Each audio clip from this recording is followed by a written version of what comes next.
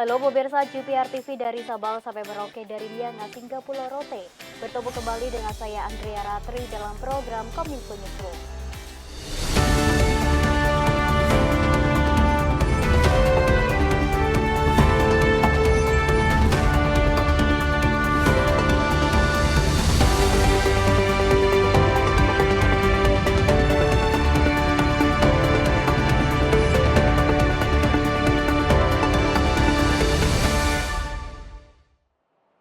Kita ke informasi yang pertama pemirsa, menjelang pelaksanaan pemilihan Kepala Daerah 2024, pemerintah terus mengintensifkan upaya menciptakan situasi keamanan dan ketertiban masyarakat yang aman dan kondusif.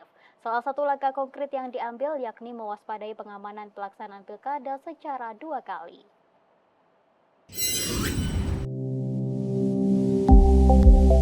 Menteri Koordinator Bidang Politik, Hukum, dan Keamanan Hadi Cahyanto mengingatkan jajaran TNI dan Polri untuk menyiapkan pengamanan untuk 2 pilkada.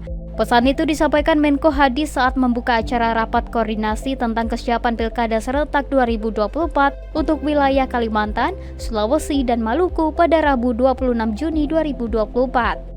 Menko Hadi menilai pelaksanaan pilkada akan berlangsung 2 kali, yakni pemilihan di daerah dan proses sengketa hasil di Mahkamah Konstitusi.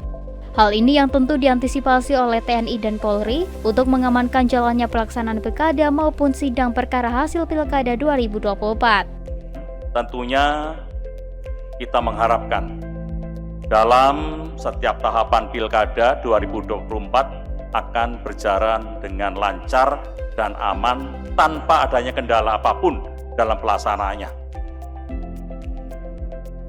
Samping pasca pilkada juga aman semuanya. Berdasarkan PKPU nomor 2 tahun 2024 tentang tahapan dan jadwal pemilihan gubernur dan wakil gubernur, bupati dan wakil bupati, serta wali kota dan wakil wali kota tahun 2024, pilkada serentak akan dilaksanakan pada tanggal 27 November 2024 di 545 daerah. Pilkada provinsi akan dilaksanakan di 37 provinsi, termasuk Papua.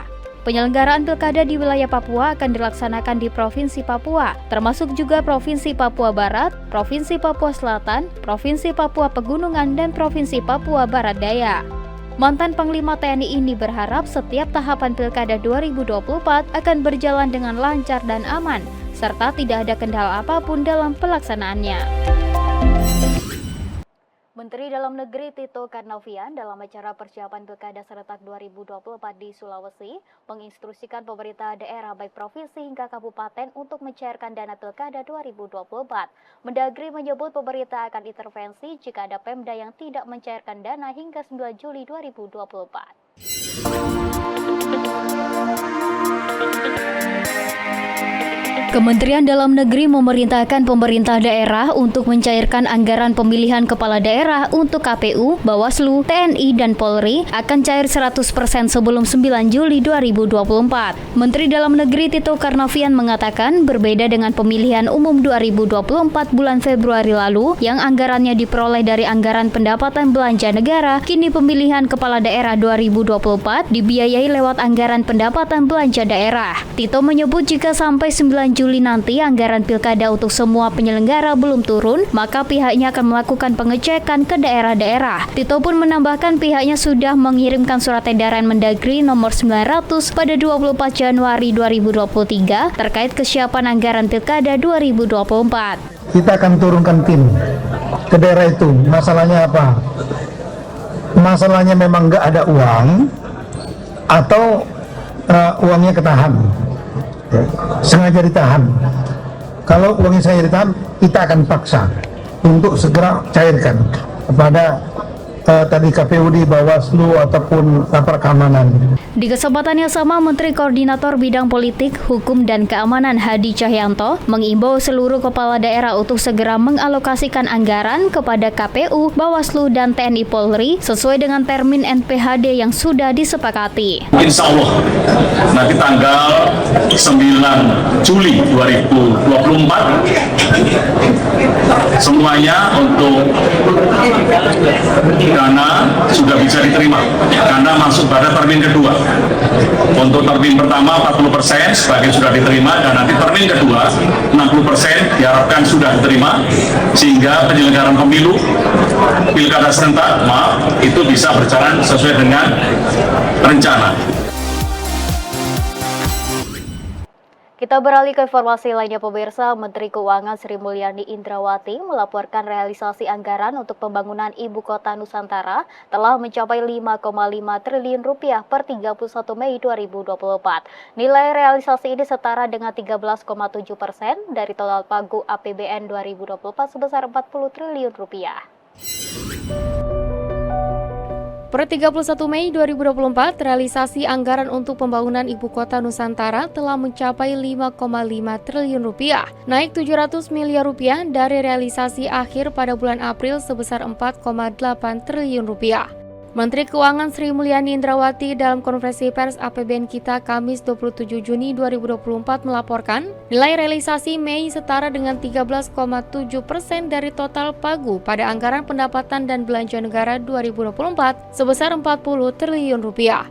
Anggaran ini digunakan untuk pembangunan klaster infrastruktur sebesar 3,4 triliun rupiah, mulai dari pembangunan gedung di kawasan Istana Negara, Kementerian Koordinator dan kementerian lain, pembangunan tower rusun ASN hingga penataan dan penyempurnaan kawasan Bendungan Sepaku Semoy di kawasan Ibu Kota Nusantara. Adapun untuk realisasi klaster non-infrastruktur, anggaran yang digunakan sebesar 2 triliun rupiah dari pagu APBN yang mencapai 3,3 triliun rupiah. Untuk non-fisik infrastruktur adalah dari mulai untuk perencanaan, koordinasi, kegiatan pemetaan, dukungan pengamanan, dan operasional OIKN. Sudah menggunakan anggaran 2 triliun rupiah.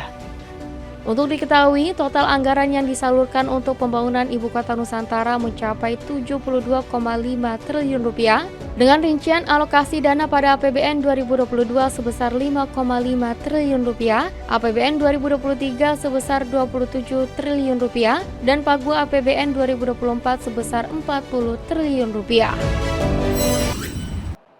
Pemirsa, Menteri Keuangan Sri Mulyani melaporkan realisasi penerimaan pajak hingga bulan Mei 2024 mencapai 760,38 triliun rupiah.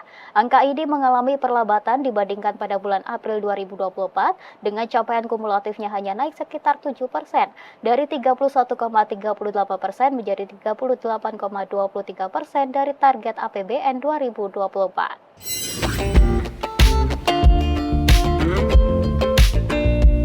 Menteri Keuangan Sri Mulyani Indrawati dalam konferensi pers APBN Kita 27 Juni 2024 menyebutkan, perlambatan penerimaan pajak disebabkan oleh penerimaan bruto sejumlah kelompok pajak yang mengalami kontraksi atau mengalami penurunan aktivitas ekonomi. Realisasi pajak hingga Mei 2024 tercatat naik sekitar 7% dari 31,38 di bulan April menjadi 38,23% di bulan Mei.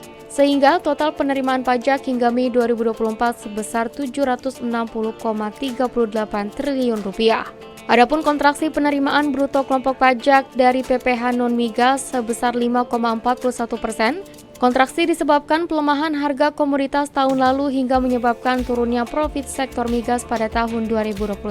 Sementara itu untuk PPh migas, perlambatan serapan utamanya dipengaruhi oleh penurunan lifting migas. Selain itu, kontraksi di pajak bumi dan bangunan dipengaruhi oleh tidak terulangnya pembayaran pajak pada tahun 2023. Walau begitu, serapan PBB tahun ini mencapai 13,26% dari target.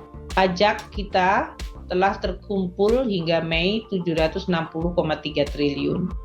Kalau kita lihat, ini artinya 38,23% dari target sudah kita kumpulkan.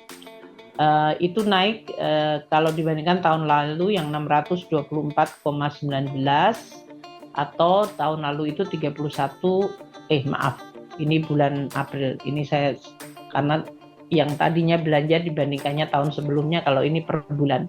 Bulan lalu 624,19 triliun, tahun ini bulan Mei kita sudah kumpulkan 760, jadi 38,2. Berbeda dengan ketiga komponen sebelumnya, Menkyu mengungkapkan kinerja pajak pertambahan nilai dan pajak penjualan barang mewah mencatatkan peningkatan hingga 5,72%. Dengan realisasi serapannya mencapai 282,34 triliun rupiah atau 34,80%. Penerimaan bruto PPN dan PPNBM mencatatkan kinerja positif sejalan dengan kinerja pertumbuhan ekonomi. Pemirsa, usai jeda pariwara kami akan segera kembali dengan informasi lainnya. Tetaplah di Kominfo Newsroom.